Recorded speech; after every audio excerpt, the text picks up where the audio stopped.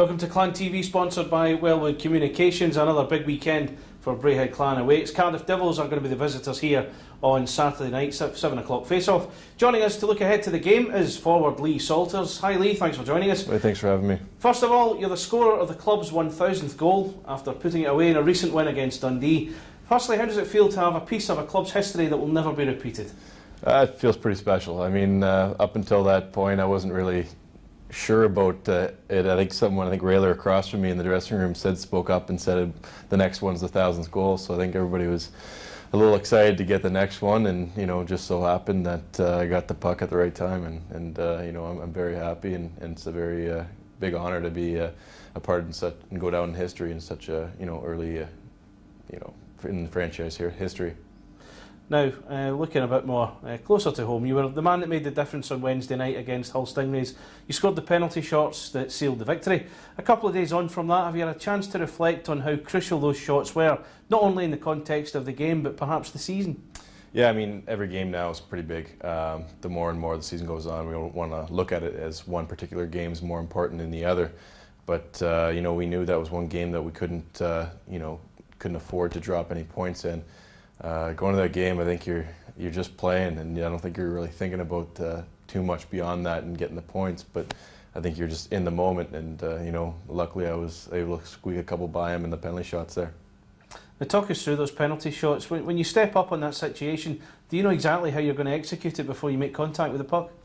Sometimes, for the most part, I feel like it's better to know what you're doing going into your first shot, have an idea of what your move you're going to do, if you're going to shoot or you're going to deke. So I think I had a pretty good idea what to do beforehand, and luckily it paid off.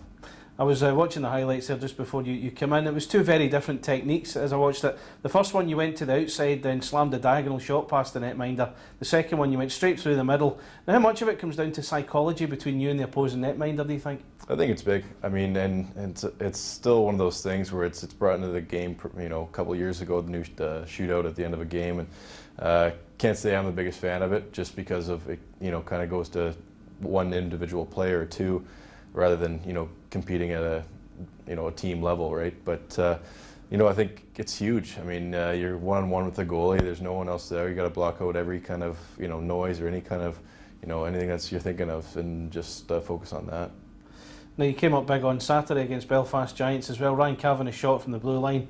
I think you must have got the slightest of touches on it from the commentary position. It looked as though it was Ryan's goal as well. He says there's no ill will towards you for nicking his goal. When you look back on that one as well, another huge goal in the season. Yeah, it was huge. One of those things that you try to get in front of the puck and trying to create a screen for the goalie so he can't see the puck coming in, and sometimes you try to get a little tip on it, and that's all it takes to sneak by him. And it was just one of those things where I was in the right place at the right time. Now, you tell me all the games have been tough in their own way, but are you finding them a little tougher as we get into the business end of the season? I think so. I think everybody's kind of gripping their sticks a little tighter. I think we're close to making a piece of history here, and the work's far from done, and I think everybody realizes that. And I think we have the kind of guys in this dressing room that can battle through that adversity and take it to the next level because of how bad each and every one of us want that league title. Now, it's been hard work all season to be top of the league and only 4 points away from clinching the Gardner Conference as things stand right now. How much of a bonus is it when you get nights like Sunday where the other teams seem to cut each other's throats and in doing so strengthen the club's position at the top of the league? Oh, it's huge. I know everybody's watching very closely online and keeping up to date with the tabs there, and luckily it was one of those days where it kind of fell in our favour and got a little breathing room for ourselves, but at the same time we can't drop our head and think we've got an easy road here, because we don't. We got a lot of games that we got to come out and grab a couple of wins out of. Now, the games have been nicely spread out this week. You had the game on Saturday, followed by the one on Wednesday, then we're back here again tomorrow, which is Saturday. As a player, tell us how much that can help you in terms of conditioning and rest, not to mention the no travelling aspect as well. Yeah, it's huge. I mean, at the beginning of the year, I think that's one thing we focus on, having all those away games early in the season. I think we'd rather have them there when we're in tip-top shape coming in out of the summer, and I think we did well by winning a few of those games, and majority of those games when we were on the road. So the second half definitely favored us. So it's nice to get these midweek games, and only having one game on the weekend's huge as well, just because guys can heal those, have a little more time to heal those bumps or bruises that might require a little bit more rest. Now next up, Cardiff Devils come here tomorrow, as I said in the intro. Given how fiery the last game with them was back in December, is it fair to say there's perhaps could be some bad blood coming into this one? Yeah, I think we've had some good matches with them so far this year. I think a couple of those down in Cardiff have been a little more heated.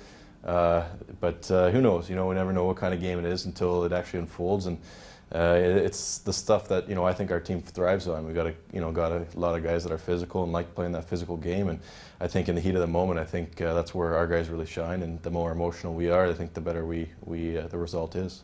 Now it's a clash of two teams with good physical attributes, so the fans could expect a real bruising encounter. What do you think could be the key to victory?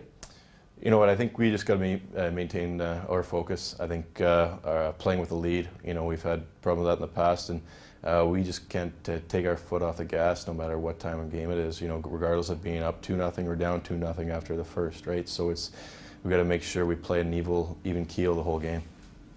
Now when you look at the games remaining, how will this one compare to some of the others to come in terms of the longer term objectives? I think it's huge. I mean, we've got obviously the rest aspect of it. We only got one game this weekend. We have nothing to save it for. These guys are in the middle of a 3-3 when we play them tomorrow night. So we got the advantage in that hand, and coming out of the end of the season, we don't want to look back and say this is one that we threw away. So we got to take full advantage of it and come out tomorrow with 100%. Best of luck tomorrow, Salts. Thanks for joining us. Thank you.